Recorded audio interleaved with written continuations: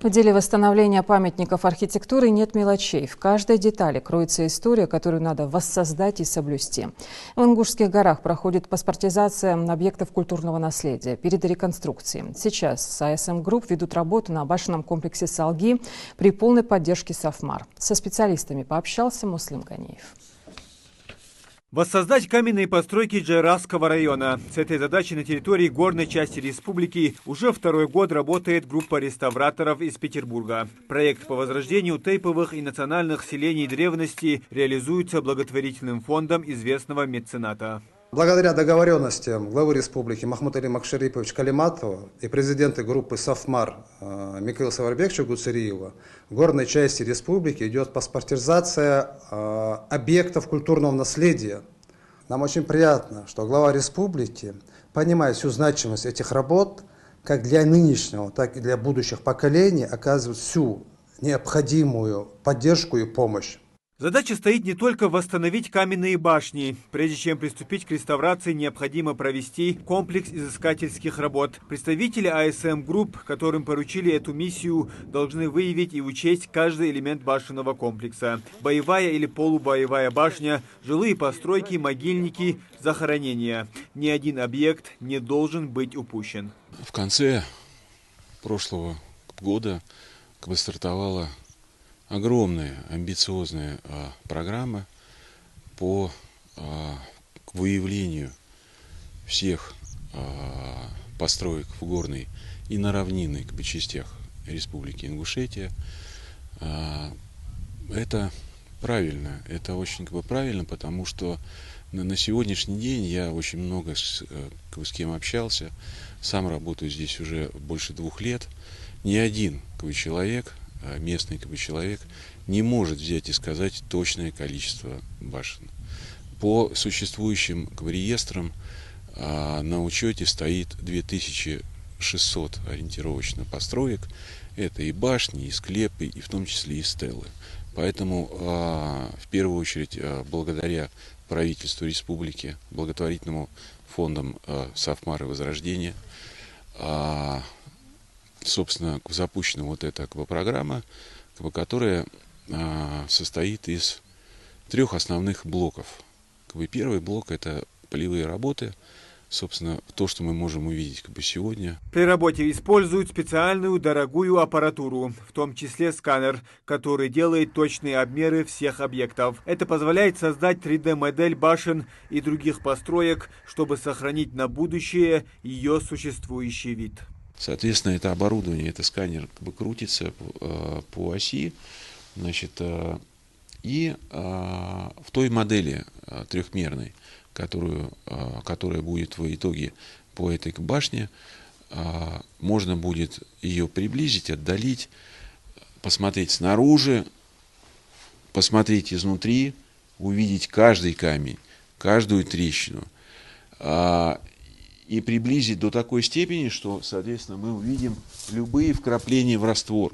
Это все будет видно. И вот это очень важная информация. Это нужно в первую очередь для того, чтобы правильно сделать проект реставрации. Это раз, да, это обязательный этап для проекта реставрации.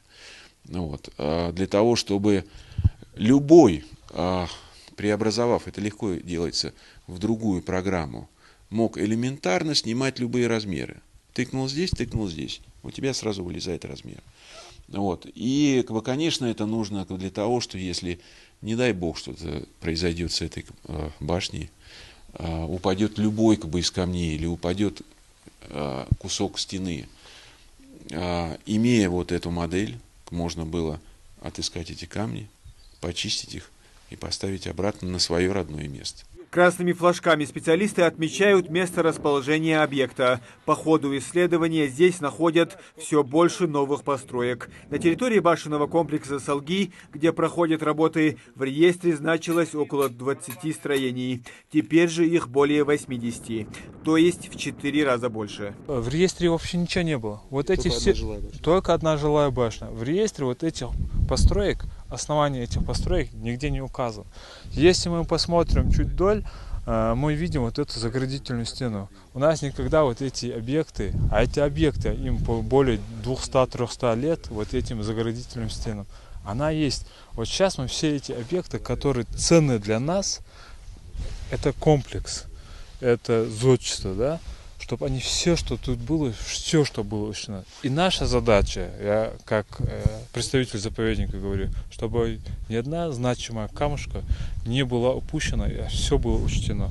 В своей работе специалисты используют не только современные технологии, помогают в этом и старые фотографии, рисунки и заметки путешественников. В планах сотрудничества и работа не только в регионах и городах России, но и в других странах. Все архивы Петербурга, Москвы, к сожалению, очень мало, но мы обойдем и получим информацию во всех архивах Ингушетии.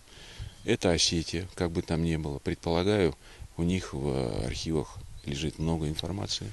Постараемся забрать. Чеченская республика, там есть информация по Ингушетии.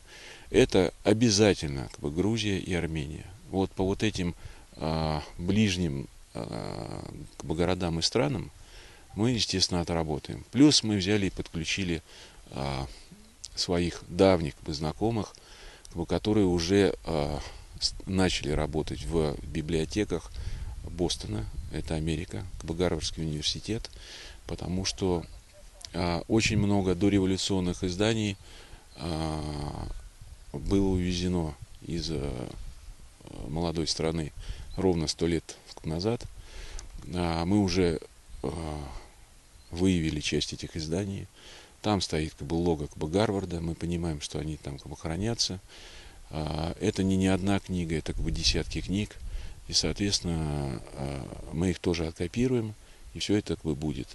Плюс к этому мы уже начали наводить мосты с библиотеками и архивами в Франции и Германии. Поэтому планируем охватить в том числе и Европу. Башенный комплекс Салги находится в паре километрах от Цейлуамского перевала. По оценкам специалистов, на территории селения было 2 боевых, столько же полубоевых и несколько жилых башен. На сегодня осталось лишь 15 аварийных строений, остальные в руинах. На сегодняшний день в рамках даже и проводимой работы, и то, что было уже в реестрах, она фиксируется 14-16 век. Полагаю, и полевые работы показывают ряд обнаруженных циклопических строений внутри комплекса, позволяет нам говорить, что это до нашей эры, постройки бронзового века.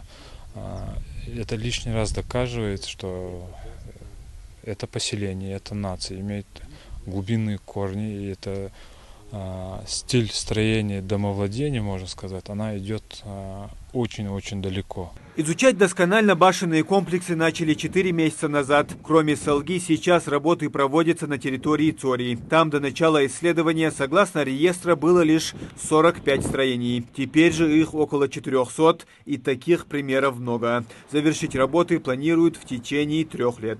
Муслим Ганиев, Султан Магушков, Магаз 24.